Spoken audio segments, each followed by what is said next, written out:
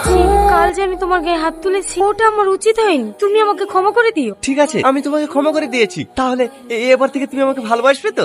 না দেখো টনি, আমি তোমাকে কোনোদিনই ভালোবাসতে পারবো না। কেন কেন ভালোবাসতে পারবে না আমাকে? দেখো আমি তোমার কাছে অন্যায় করেছি, তাই তোমার কাছে ক্ষমা চাইতে এসেছি, তোমাকে প্রেমের প্রস্তাব দিতে আসিনি। আর হ্যাঁ, ভবিষ্যতে এরকম কথা আমাকে আর কোনোদিনও বলবে না। এবার এমন করছে কেন? আমি চাই টনি জানা চর না খাই।